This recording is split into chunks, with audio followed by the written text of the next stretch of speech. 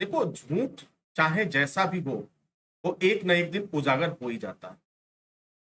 मैं जानता हूं कि आप काफी चालाक हैं। मैं जानता हूं कि काफी होशियार हैं। आप सब कुछ कर सकते हैं, काफी इंटेलिजेंट भी हैं, बातचीत करने का तरीका भी है।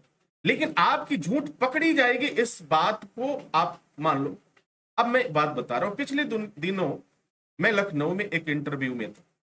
एक इंटरव्यू लेने गया। उस इंटरव्यू में तमाम तरह के कैंडिडेट मिले। हमें एचएससी ऑफिसर को हायर करना था। हमें हेल्थ सेफ्टी ऑफिसर की जरूरत थी, वो भी मैनेजमेंट लेवल का, जिसने कोर्स किया हो।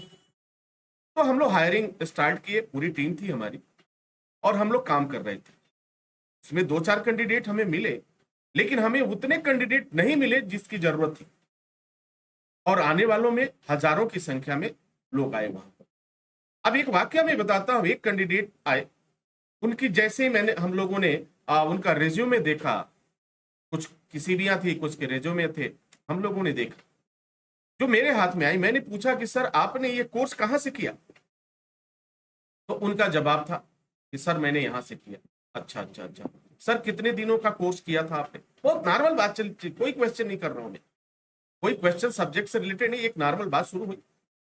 तो उन्होंने कहा कि सर मैंने तो 1 साल तक की पढ़ाई किया। अच्छा अच्छा सर, तो रेगुलर जाते भी होंगे स्कूल में आप। जी जी जी, रेगुलर जाते थे। मैंने यहां तक ये पूछा कि आप किस पोस्ट के लिए अप्लाई किए हैं, जो फॉर्म फिलअप कराया गया था।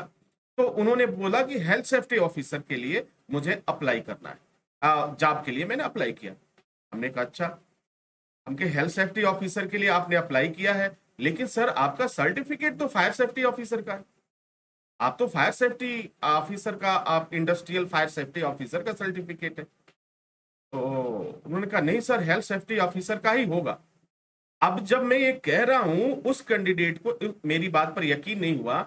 मैंने और अपने नजदीक बुलाया और मैंने कहा पढ़ो क्या लिखा हुआ है। अब उसके बाद मैंने रख दिया। मुझे एहसास हो गया कि इन्होंने कोई पढ़ाई नहीं किया। हमने कहा चलो इसे भी टेस्ट ले लेते हैं। मैंने एक छोटा सा सवाल उनसे पूछा कि रिस्क किस कंडीशन में जीरो हो जाता है। वह कंडीशन बताइए कि रिस्क बिल्कुल जीरो हो जाएगा। तो वो कहे कि सर ये जीरो हो जाएगा ये। अब इधर उधर आप कमरे में देखने लगे। मुझे एहसास हो गया कि इनको जानकारी नहीं। हमने कहा चलिए दूसरी बात पूछता हूं। हमने कहा कि एक गाड़ी खड़ी हुई है वहां पर।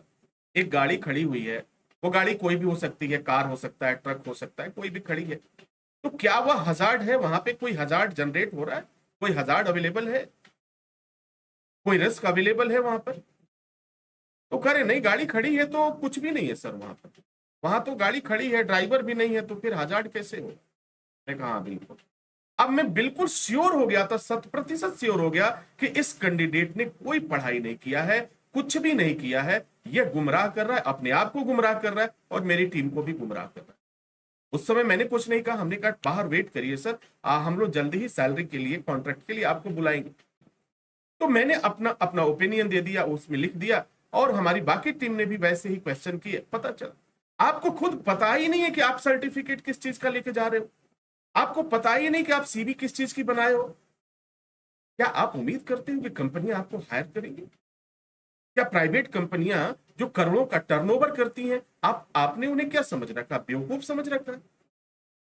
जो हायरिंग के लिए हम जैसे कैंडिडेट के ऊपर लाखों लाखों का खर्चा कर देती है कंपनी, वो किसी बेवकूफ को तो नहीं ले जा सकती। क्योंकि वहां इंटेलिजेंट इंटेलिजेंट हो सकते हो, आपने चोरी किया। अब मैं चाहता, अगर मैं पूछता कि आपका सर्टिफिकेट फर्जी है, तो शायद वो मुझसे वाद विवाद भी करता है, कैसे फर्जी है, कैसे साबित करेंगे, क्या सबूत है आपके पास। तो आजकल के लोग कानून तो बहुत जानते हैं, नियम कानून बहुत जानते हैं। तो बहस करने से अच्छा होता है कि बड़ी बड़े प्यार से सर कॉल लेटर आपको कॉल करते हैं, आपको मेल कर देंगे। तो ये चीज अब खुद आप समझ सकते हो कि आप फर्जी हो। आपने सर्टिफिकेट मैनेज किया है, आपने कुछ नहीं है। आप 500 रुपए में सर्टिफिकेट छपवा ले रहे हो, 5,000 में सर्टिफिकेट बनवा ले रहे हो, और सेफ्टी ऑफिसर की जॉब के लिए। अब लोगों ने कुछ सेफ्टी ऑफिसर की जॉब को हलवा समझ लिया कि मैं जाऊंगा, हमें जैकेट मिलेगा, हमें टोपी मिल जाएगा और फिर 60-70 हजार की सैलरी मिलेगी। आपको कभी नहीं मिलने वाली है जॉब। क्योंकि जो भी इंटरव्यू लेने वाला जो जाता है, तजुर्बा होता है, उसके बाल सफेद हो जाते हैं, बाल झड़ जाते हैं, यही सब देखते देखते। तो अगर आप ये चाह रहे हो कि मैं किसी टीम को, इंटरव्यू लेने वाली टीम को या हायरिंग टीम को आप बेवकूफ बना लेंगे, तो ये आपकी सबसे बड़ी बेवकूफी है। आपसे बड़ा मूर्ख कोई नहीं हो सकता, आपसे बड़ा बेवकूफ कोई नहीं हो सकता। आपको वह 2 मिनट में पकड़ लेगा, 2 सेकंड में पकड़ लेगा कि आपने कैसे मैनेज किया हर चीज। तो कभी भी इस तरह का काम मत करें, ना करें, क्योंकि देखो आपके पैसे भी बर्बाद होते हैं। एक शहर से दूसरे शहर में आप जाते हो, होटल लेते हो, रुकते हो, इंतजार करते हो, पैसे तो लगते हैं। अब कुछ पैसे बचाने के लिए अगर यही आपने पढ़ाई कर लिया होता तो मुझे ये क्वेश्चन करने की जरूरत ही नहीं थी कि आपने अप्लाई किया हेल्थ सेफ्टी ऑफिसर के लिए और आपका सर्टिफिकेट है फायर सेफ्टी ऑफिसर के लिए। अब जरा सोचो, क्या ऐसे लोग किसी कंपनी के लिए फायदेमंद साबित होंगे या नहीं, तय करना आपका काम है। अगर आप भी इस तरह का कुछ काम कर रहे हैं तो फौरन आज से ही, अभी से अपने आप को अपडेट करना शुरू कर दीजिए, क्योंकि कहीं ऐसा ना हो कि उस कैंडिडेट के जैसा ही आपका कहीं हाल हो, आप दौड़ते रहें, आपको कोई जॉब न मिले।